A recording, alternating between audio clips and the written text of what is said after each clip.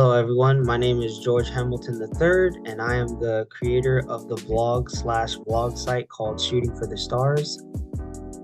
My name is Mason Brown. I am the creator for the blog A Marvel Named Mace and the vlog series that is known as Mission Report Vlog Series. And today we're going to be debating on whether violent video games should be prohibited or protected by the First Amendment. I am going to be the against, or it should be prohibited by the First Amendment, and Mason is going to be for, or violent video games being protected by the First Amendment. So Mason, you can go first. Well, to start us off, I believe that violent video games should be protected by the First Amendment. Why? Because individuals should have the freedom to be able to play the video games they want to play. And some of these video games are violent, of course. However, I don't believe these video games cause any real harm outside of just playing the video game to escape from reality, to take a little bit off of stress or whatever.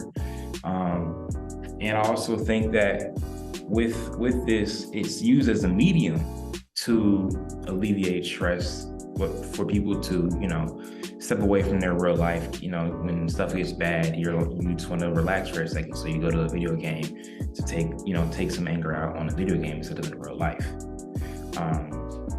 And I think in doing this and creating these habits, it allows for a safe, healthy way to deal with stress. All right, to argue for the against why video games should be prohibited by the First Amendment, I would say that the First Amendment, while it protects a lot of the things, or a lot of the speech and rights of citizens to do things, video games, in my opinion, isn't one of those, simply because video games can be played at an early age and they could cause detrimental health, especially violent video games. To just list one example, I'm a big Call of Duty, well, I shouldn't say I'm a big Call of Duty fan, but I am a Call of Duty fan. And I remember I've played all of them going back to like World at War. And I do remember when I was younger that they had the mission on Modern Warfare. I want to say that was 3, if I'm not mistaken. Modern Warfare 3, called No Russian, which is basically like a terrorist attack in an airport. And obviously, we know right from wrong, but I feel like if you have a video game like that, and it gets into and it's implanted into a kid's brain at an early age, especially if they play video games all day and they don't get and do anything other than that, it does create the detrimental effect that, hey, well, maybe I can go do this, even though it is wrong. It builds a psyche in the mind saying that it is possible to possibly do this. And I do believe that while violent video games should be handled in terms of the parents allowing their kids to get to a certain age and play them, I do believe that violent video games at an early age serve a detrimental effect to the health of kids, especially if they play them for a long time.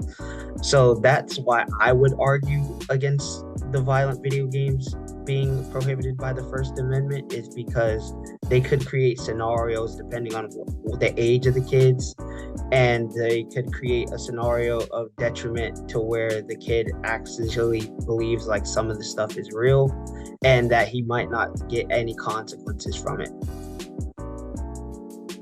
For my rebuttal, I feel like you make great points, but I feel like this is why these games should only be for certain individuals, not just individuals who are of age, but people who are capable of understanding that this is a video game. This isn't real life. This is just simply for you to have fun, not for you to cause any damage or harm to anyone outside of the video game.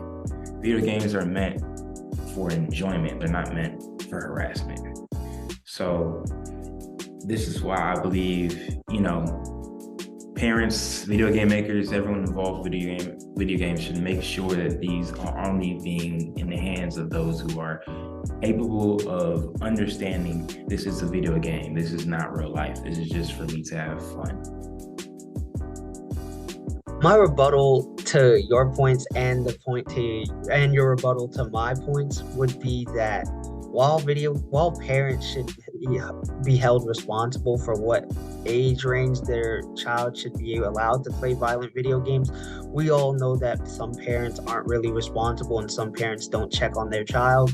And it just takes one mass shooting, as we have seen in the past, decade and a half, to at least going back several decades, that even though there is no physical or psychological correlation between video games and mass shootings, we do have to take into account that some of the people who have committed these shootings in the past have had manifestos saying that like violent video games played a part in what they did.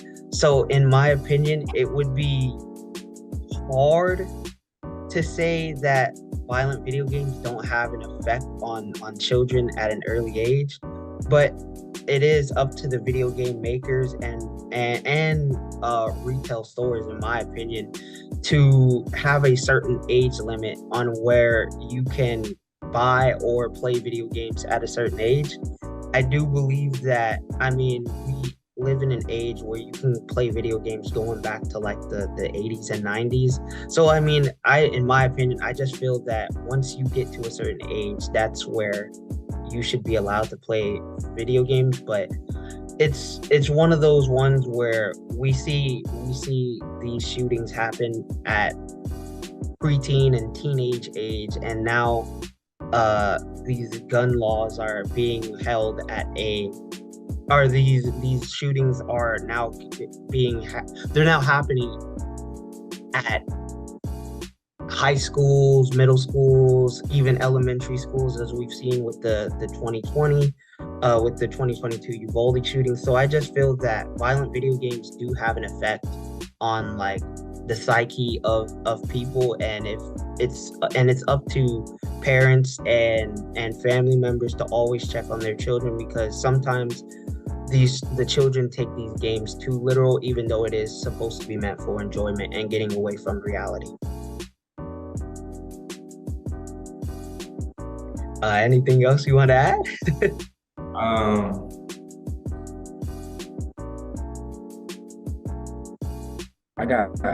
I got some, but we might cut it out. Yeah. You never know. I don't know. Yeah.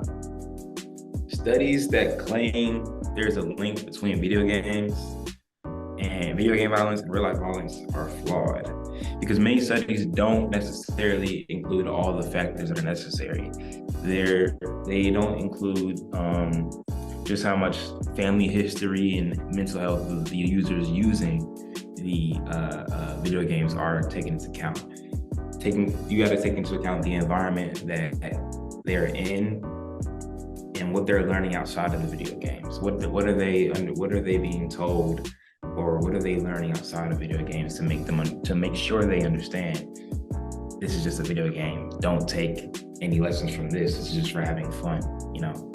So making sure that, again, the individuals, gamers playing these games are capable and smart enough to understand what they're doing. Also, what principles they should have playing video games. Well, I would say I would agree with that to a certain extent. And as I mentioned earlier, there is no, like, psychologists normally say that there is no correlation between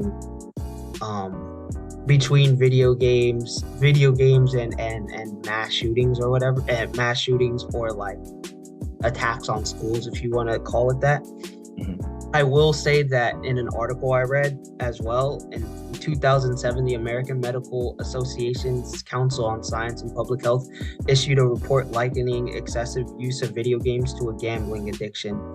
And in this case, I do agree that the longer you play video games like this, I mean, even we've all been children before, and we've all played video games for longer than 4 hours. But I do know, like, I should say, I did know some people who played like Call of Duty at like 8, 9, 10 years old, like for 5+ hours on end. Like it was the only game they played, and it was the only like and they'd play it for like a long time. So I do feel that while we can separate violent video games from kids, there does have to be a certain type of connection between violent video games at an early age and and the bad things that happen in our society because of it. I do agree with you on that point because the earlier you introduce something to a child, the more of an impact or influence it can have on them growing up in the future. So that does make sense to say that.